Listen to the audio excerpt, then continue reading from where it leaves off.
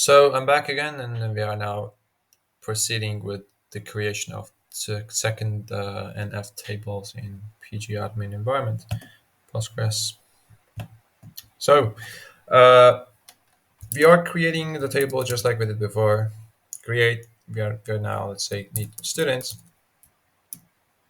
Uh, Define the column names. Those are student ID and student name, and say student ID and there's a serial. Oh, so I'll explain you serial primary key. This is the primary key, so I mentioned primary key here. And I am creating the students on a sequence, student ID in a sequence which we need the serial keyword for.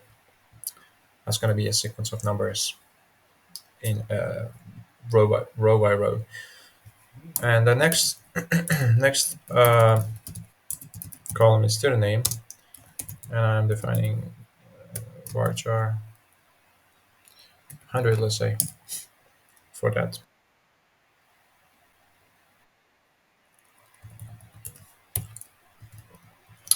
Now run this code only.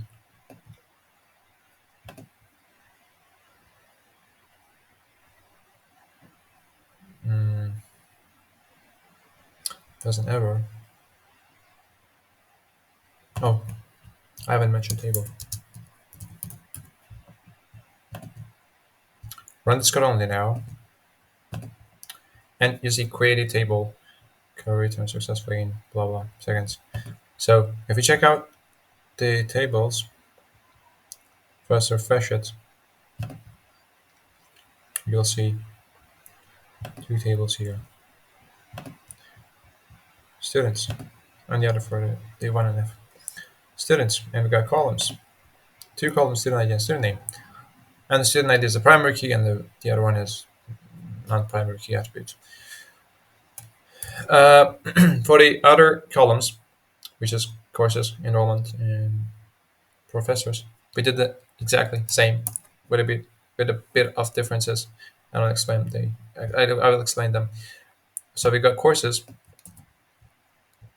Uh, I just paste the code here. The courses with the course ID, varchar primary key. That's the primary key. Course name with 100 length, and professor ID with reference. This is how you define a foreign key constraint. This is a path to a different table, to a different 2NF table, which is professor table, professor ID and professor name. We basically reach out to professor name through the ID via the ID that we have defined here, and that's the foreign key. And this is how we define it with references keyword. And this indicates that this professor ID belongs to professor's table that we're gonna create later on.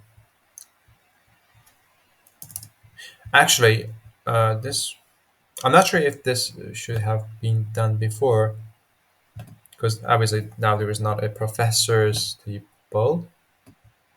Let's try it out. If not, I'll try vice versa. Yeah, that doesn't exist. So obviously we have to create the professors before, and that's what we're doing now. Professor, bring it here. I love the change order in Word document. Okay, now run this. See, serial primary key. This is just the same as the students. So run it first. Now we got the professors table. Now we can bring up the courses. Oh, you don't see me again. Oh no. My bad. All right. I opened this webcam recorder in my Chrome browser and just keep disappearing when I open another tab, another application. Okay, whatever. So we have created table courses by this command. We will create the table with this by this command. I run it and return successfully. We have the last one more. That is enrollments. Uh, so yeah, enrollments class. Now in enrollments class, we've got course ID as well from student ID, which is as a primary key. I'm mentioning it here. Primary key, course ID, and student ID. That's another way. And grade. And yeah, again, foreign keys, mm, which references to course ID and student ID.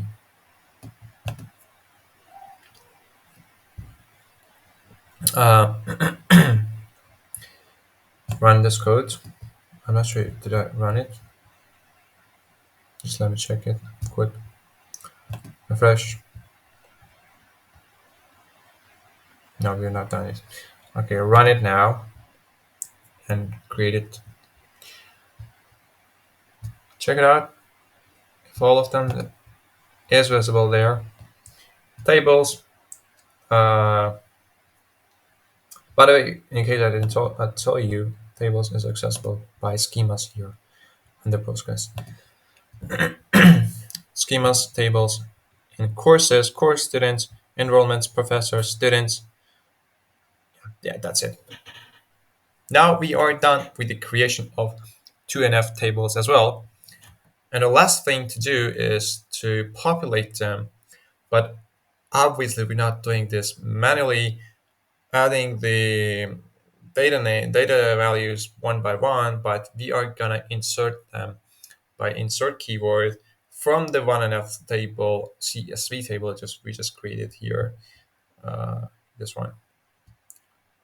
We're gonna insert the values from there to newly created tables. And that's the last, not the last part, but one of the last parts of this. Let's stop sharing for now.